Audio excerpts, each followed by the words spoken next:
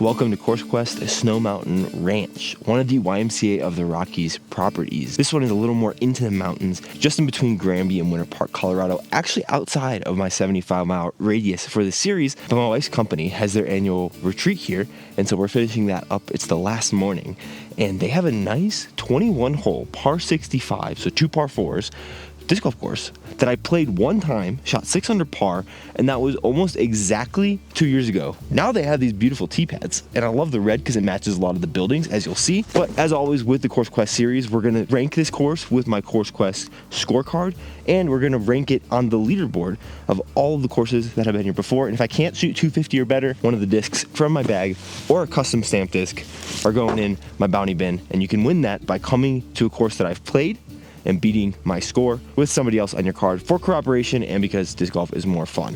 No one has submitted that yet because you got to send that to ibeatbedanza@gmail.com. If that bin is pretty full by the end of the year, we're going to do a nice big giveaway, of course. A couple quick changes to the bag before we get onto the course and start rating it. As I've walked through the holes and thinking about playing it again, I remember it being a really solid, sweet mountain course. We're at 8,000 something feet of elevation, so very high up, and it's low 40s right now as it's in the morning. I put a new watt in the bag because I loved the other watt that I was throwing so much in the last couple videos that I put it in my actual bag. Still have my tomb. Have this new Stig that luckily I won because the other Stig is in the bounty bin because I lost a video. I didn't shoot 250 rated, the 1,000 rated equivalent. We have a Swarm for my overstable mid because that's fun. Still have the Brave, Sphinx, Broadbird, a new iBlend Emperor, 167 grams. It feels pretty flippy, but these don't start out super flippy, especially up here. Probably gonna have to start it on a little bit of turn to get it to turn. And the Procyon, because I've really been enjoying that. Everything else is the same. Still putting with my old PA3s. Let's get on to hole number 1. The baskets here are interesting. They're not all uniform, but at least the one that I walked past to get to hole 1, which I believe is hole 5, has quite the interesting cage that makes me more than a little scared to put on it. Hole 1's 259. We don't play 2 off the top in this series, and checkout's within 2.5 hours, so I can't be warming up or throwing too many shots, which luckily we play 1 shot except for the ace run hole, where I get 5 chances and the ace counts. At 260, I think we are going to try out this Fission Watt MVP Circuit Challenge from last year. Oh, wow. See how these tee pads fare? See how I'm feeling in the morning. Oh my gosh.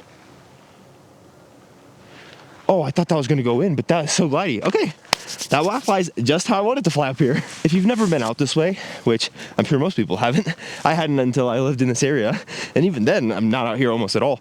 The drive from Denver up here is one of my favorite drives I've ever taken. I don't have any videos from it.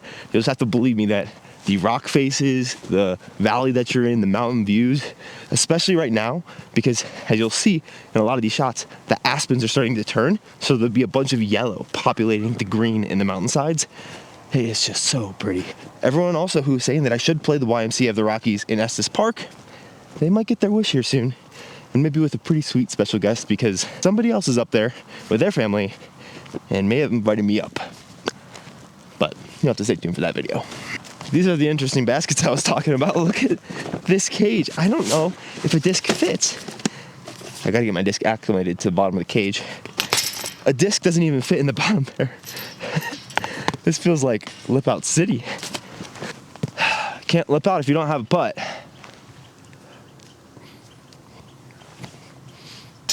Oh. +1 for the amenities are these T signs. I noticed on my hike in here from the cabin that some of them were just drawn on pieces of plastic or something, and still works. As long as there's T signs, it's a big win. I did also see some mule deer on the way in here. They were a little too far and a little too camouflaged with my crappy iPhone camera, which I need to upgrade, or this camera to get a good view, so I didn't take a video of them, but hopefully we see something pretty sweet today, besides just the beautiful views.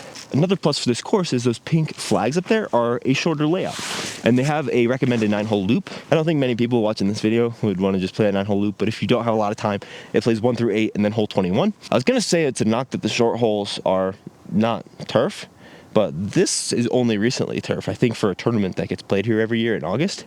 So pretty sweet that they installed this. Definitely upgrades the experience to the dirt that I played on the last time. 367 to the next basket, kind of straight ahead with a little bit of right turn. So I'm thinking about just throwing the Stig. I Didn't realize that this compass that I dyed and the Stig that was dyed by Doodle Discs, same orange and black concept. So I pulled the wrong disc out. I think it maybe should be a Brave, but I kind of like the Stig because it's a little downhill. I think it can get the distance if I throw it as hard as I threw the wad, maybe a little harder. And if you watch my Fox video that I just recently posted, this is kind of the rim of the Stig. It's much more fairway driver-esque. And the Brave, I think, just goes too far maybe, so we'll try it. Maybe it doesn't work, but that's okay.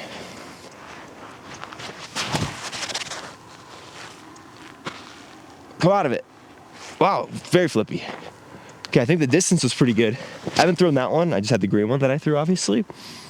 I feel like they fly pretty similar. That one might be a touch more understable, but it wasn't the most clean release.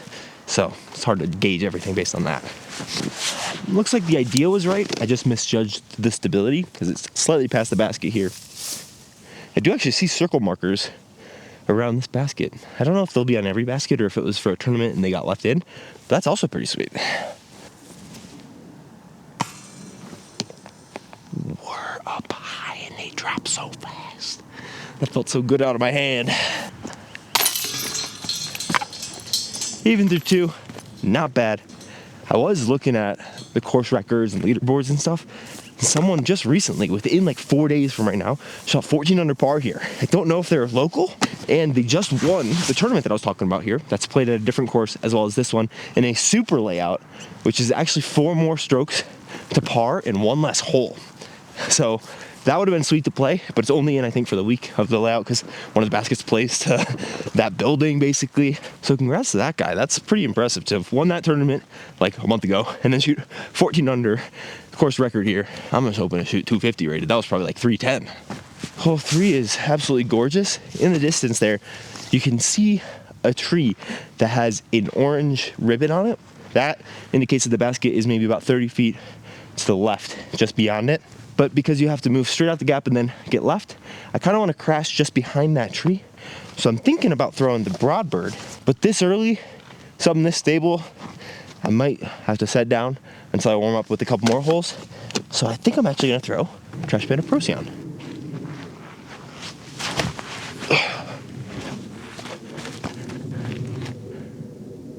Oh, that was going to skip real nice. Pulled it a little bit right. Every shot so far, except for the wad, I felt like I've been pulling them a little. And what I think that tells me for the rest of this round is to not try to throw hard, just try to sync up the timing. Because on that first shot, I didn't throw very hard, but I pretty easily flew the basket.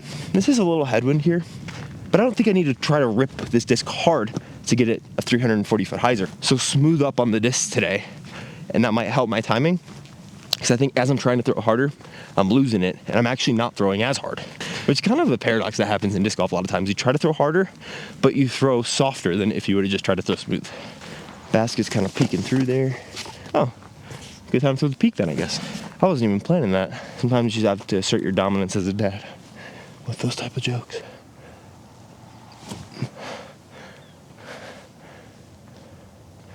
A little far, but we'll take it.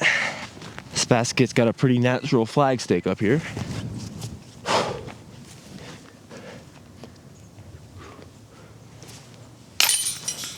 I think this one's a short par 4, which means it's birdie time. I don't believe there's OB reachable here, so it's a great time to see how this Island Emperor flies up here, 614 feet through the gap, moving to the right. I don't see, oh, there says there's a double Mando. There's no course notes on it. I'm just gonna try to throw it generally through the gap then.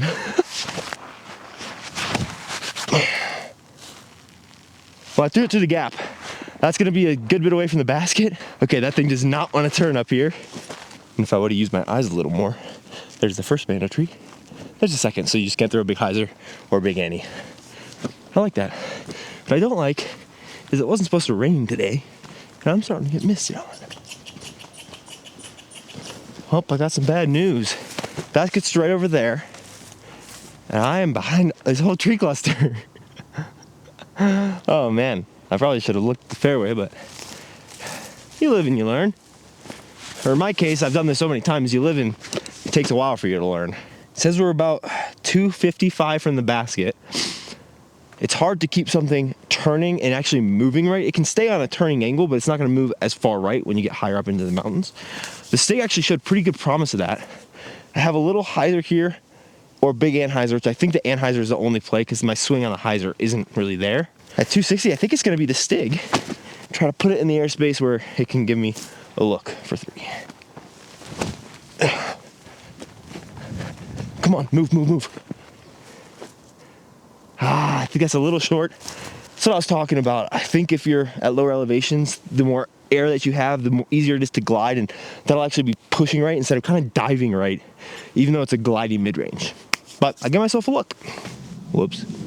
I thought I nailed the distance, but it's a little short. Oh, I thought I did it.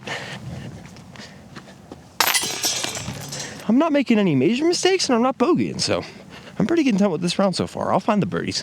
Hole 5, 360. You can see the basket right there. It looks like it's begging for you to throw up the middle. Time to break out the Sphinx. Last year's Sphinx, a little more understable typically. It's hard to keep a disc turning at 8,000 feet of elevation through the gap like you want it to be. So I think I'm just gonna try to throw it to the gap and hope that it's still turning a little bit so that when it starts to actually get on hyzer and skip straight, it's still good. Come on.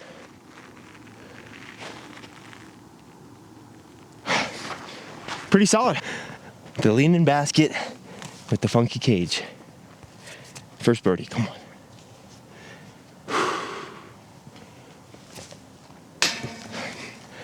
At least it's sat. Whew. All right, hole 6, 227 feet, nice shorty, but I'm throwing a Firebird. I need to just throw something fast right now, get the distance right. There's a Mando left. If I don't start stringing them together, 7 under is gonna be pretty tricky, and Anthony of the past might best me, but he was a good dude, that's okay.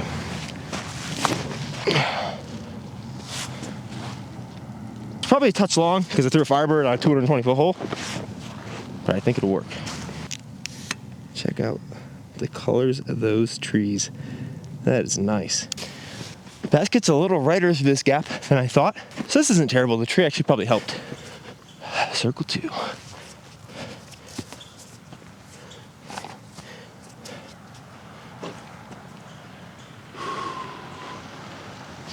Come on. Yes! Tickled that tree, and I thought for sure that was gonna slow me down too much. First birdie, out in circle 2 land, using the little Minnesota slide, even though we're in Colorado, but this is a Broderick disc. Let's go. Hole 7, we got a Mando to the right this time. This basket is up against the road over there. You maybe have about 30 feet until you're out of bounds from the road. So you gotta throw a straight shot with a little bit of fade at 320 feet. I think I like the compass for that actually. Just get it high enough in the window. It's right in between, needing both of these. This one, I'm actually glad how it cleaned up because I just used water. I got it super muddy yesterday. There's a reservoir here, all catch and release. But you gotta see this trout that I caught. It was pretty sizable guy. Minnow, you're like my good luck charm. Yeah.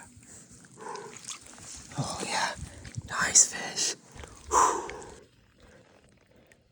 You know what? There's only one Mando actually. It's not the compass.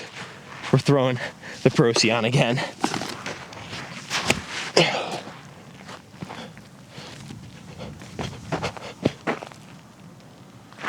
Parked. Ay, ay, ay. I don't know anything. I did park the edge of circle 1 though. Jeez. That felt and looked so good. Yes. There we go. Hole 8. They call it 325 feet out there. I'm pretty sure it's the basket we're looking at.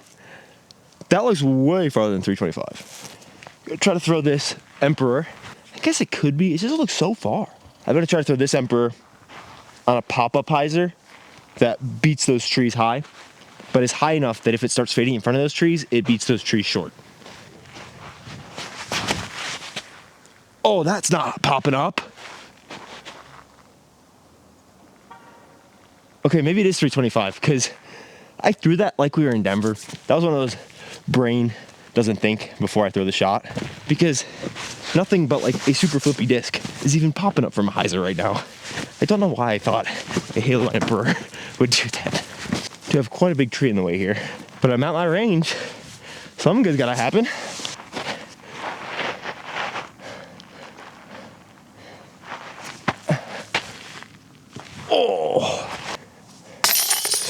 And it is 325. Wow. It must be more uphill than you realize from the tee pad. 2 through 8. Kind of close to back on pace. I'm not thinking about that. Let's just think about birdies. By birdies, I mean throwing the next best shot, not actually birdies. You shouldn't be thinking about birdies. You should be thinking about throwing good shots with what's in front of you. But it's fun to think about birdies. Hole 9, 259. In that clearing that has that bush just kind of just sitting solo right there. I believe it's just to the left of that. Couple options here. A little headwind, uphill, not throwing hard today. I'm thinking broadbird.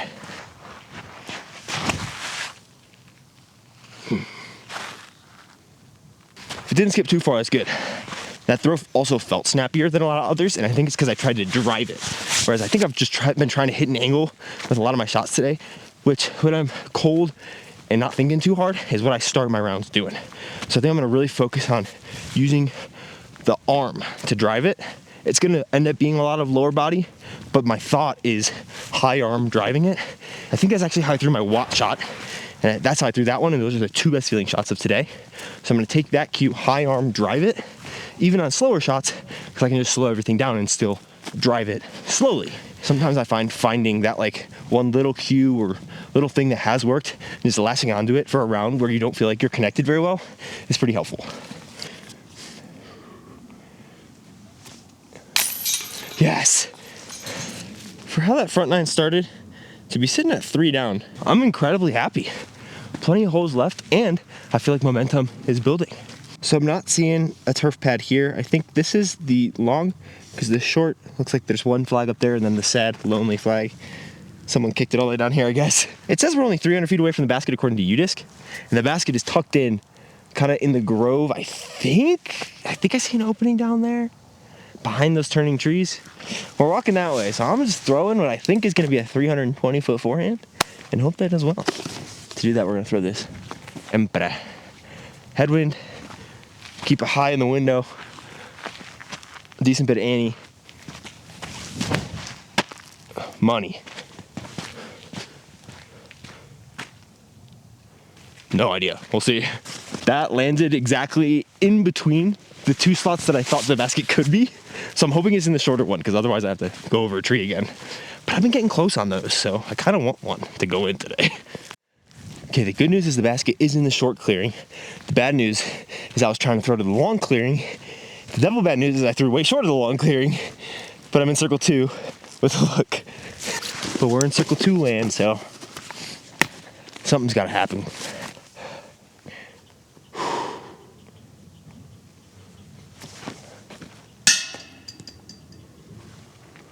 You're supposed to drop or so high up in the mountains. I think these are actual blueberries. They don't look ripe, and I'm not confident enough to eat them. But I think these are alpine blueberries. They love acidic soil, and they like growing pretty high up. So once those become ripe, that'll be pretty sweet. I need to know for sure if anyone knows or is a forager. That's sick. I really want to get good at like wild foraging. I'm not get good, just like learn some things about it. Who cares about being good? I just want to know what I can eat, what I can't. Because something like that, if those are ripe, I wouldn't want to eat them because they could be a nightshade, and that wouldn't be good. But if they're bloobs, then I get a little nice tasty pick-me-up. 11, 328, around the bend. I think because of its birdie percentage today compared to everything else, it's got to be the broadbird. Driven. I think that's good. If you're wondering about that cue and what I'm feeling as I'm feeling that cue, what I'm feeling is kind of a snappy elbow. It feels like the elbow is driving first rather than a lot of times my like shoulder externally rotates to throw. But this feels like it's staying in place and the elbow is driving and then the disc is getting driven out that way. Because this doesn't feel very driven, but this feels driven. And that's what I'm feeling. It's probably not looking like that 100%, but that's the feel that goes with the cue, which sometimes is helpful. Not that this cue like should work for everybody or will, but if you're wanting to try it, that's the feel that I am feeling. All right, shot wasn't great. This basket's pretty cool though.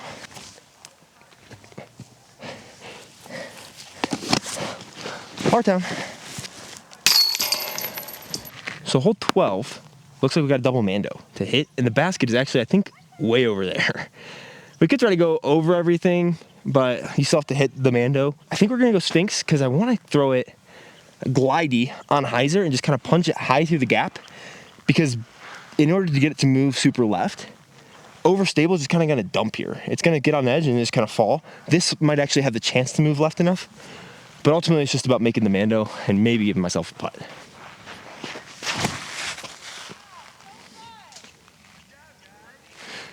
Well, step 1 is done. Step 2 probably not, but as long as we don't bogey, I'm happy. Wait, what the? This is crazy. Oh my gosh. Hey, shout out last year's Sphinx. Go snag one of my Tour Series Sphinxes. Last year's, this year's. They're all good. Wow, that was so sick. I guess I hit that tall one, and I thought it kicked me left, but I guess it just kind of snuck through. And that's the line, if you got it. Hole 13, it's 312 feet. I can see some tops of trees out there. I cannot see the basket. Still no. Whoa, please be another one. Please be another one. Oh, dang it. Shoot. There were 2 mule deer that just came through, literally bounding like you would see in a cartoon. One after the other. That was cool. Okay, 312. It says it's straight ahead, and it does show the tree line past the basket. So I'm guessing if I throw to that tree line 312 feet, I'm money. I could throw up this gap or over with the flexi shot. Oh my gosh, wait. Yeah. What a beautiful animal. That's so cool.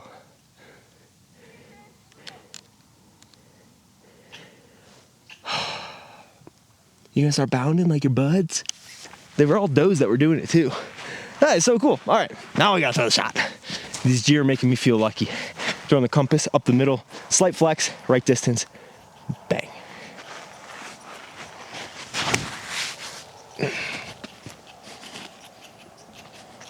It's gonna be a little short.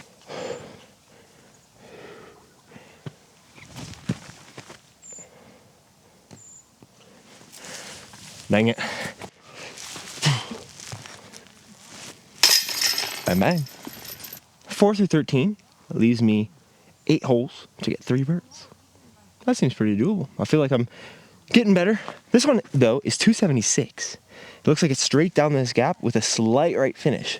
So you'd think forehand, but you almost want to flip up forehand because you need it to skip straight. I think a backhand could work over the top. A part of me wants to throw a grenade, even though I never throw grenades, because I'm in the mountains, and I feel like that's something you're supposed to do. Come on. I hope it didn't roll forever. That might be good. I like my little pirouette off that thing. I don't know what a pirouette is, but if it's that, +1 for my ballerina knowledge. Based off the tree that got over, it could be close. Or it could have rolled all the way down the hill. It did land, moving forward. Oh no, it didn't, it's short. I was hopeful I at least got it to the basket. I was talking about rolling all the way down the hill and I'm 50 feet away. Okay, 50 is a little hyperbolic. This is a makeable putt. Especially from the Broadbird, man. This thing's doing work.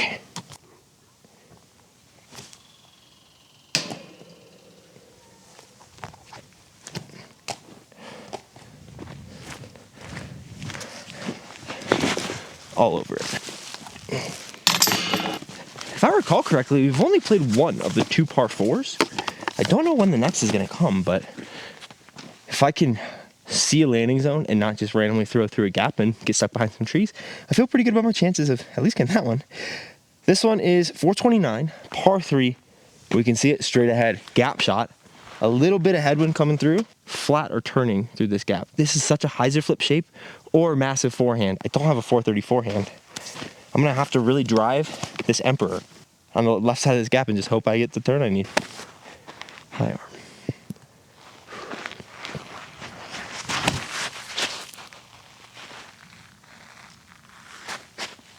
Ah, man, that is just not turning at all here. That is so surprising to me. I really thought that would at least drift a little bit. Hit my line at least, which is good. Just not know the disc. Need to throw that against a couple more of these trees. Time to break out the chicane.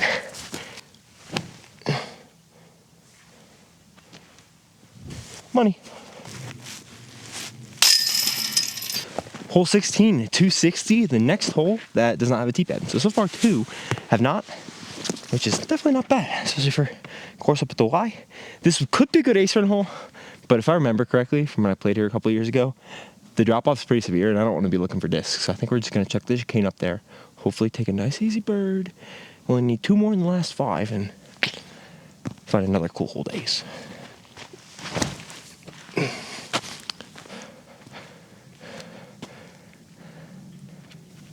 Well, I hit right next to the basket and did go down the hill, but it looked like it skipped and was landing flat. So I think it should be sitting within about 15 feet of the basket. Oh, shoot. Oh, it went so far down the hill. The grade of that hill is much steeper than I remembered. Just past the tassel. I like to see that. Oh, gosh. Not going up the hill, I guess. Easy 3Z. This one's a 392-foot par 3. I think this is what this Emperor is good for, though. Okay, now.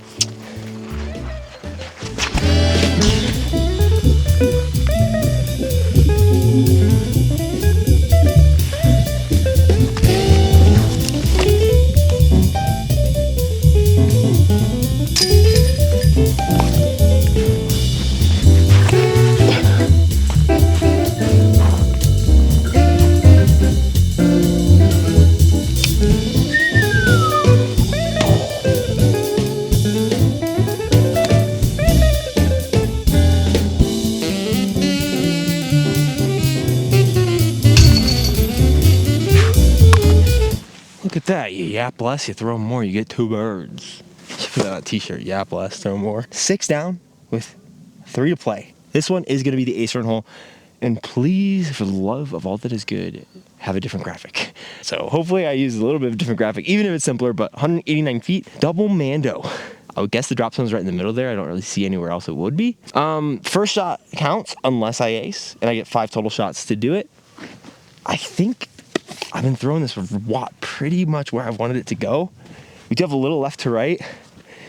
A part of me, because I'm at 6 down and I don't want to bogey, just wants to lay this up and try to make the putt from 50 feet. I think I'm going to go putt-putt, which is so boring. So I can't do that because I'm on YouTube, not shooting for anything important.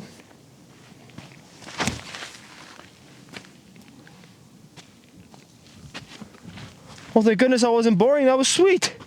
And for the 4 shots, I think we're going Stig, Tomb, Chicane. I was going to throw Compass, but I think it has to be Broadbird. 2 forehands, 2 backhands. Those will be the 5 total ace runs. We'll start with those backhands. Roll the music. Let's get to throwing one in the basket.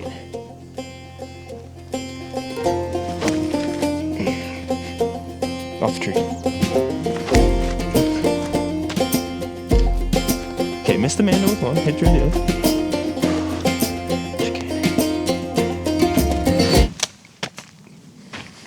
You didn't see that. Oh, slip ace? No! That was the line. Okay, well, at least my first one was the best somehow. Shoot, oh, maybe you could see that guy, but that's a jackrabbit. That wasn't a cottontail. I think that's the first one of those I've ever seen. I didn't get my camera out in time, and then I accidentally double pressed record. So hopefully you saw a glimpse of him, but cool animal. Big old ears, big old bounds.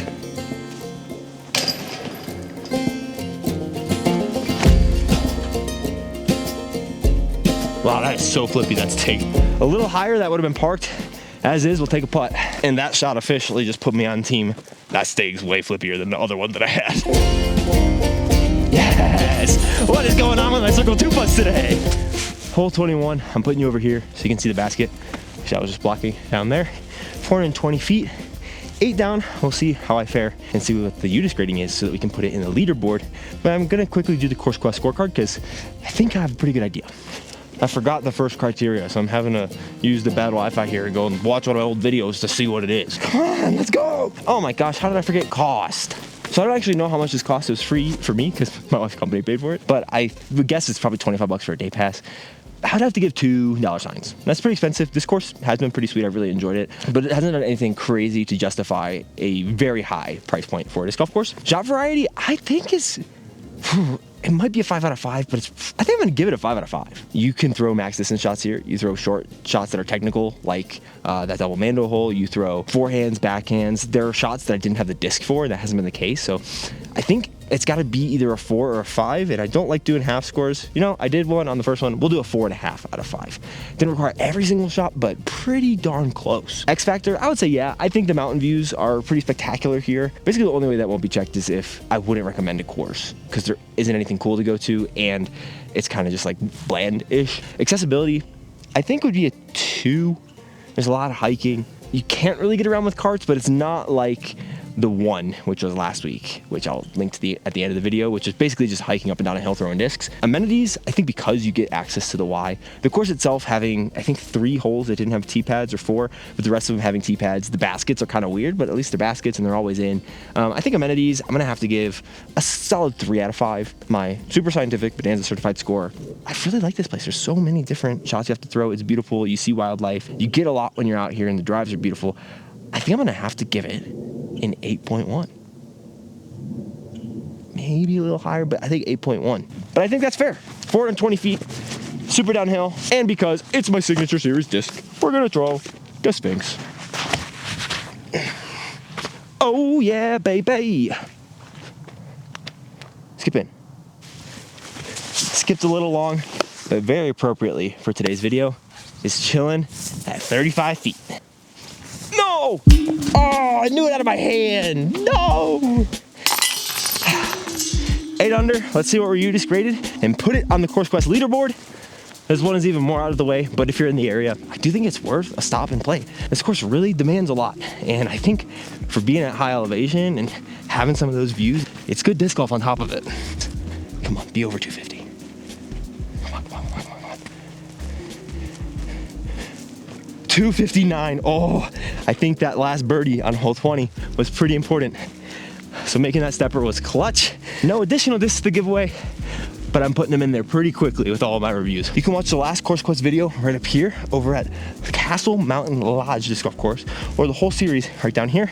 Many more to come through the rest of this year, as well as my normal reviews. So subscribe. And don't look now, but the cutest baby in the world's in the background. So sorry, all you other babies. Peace.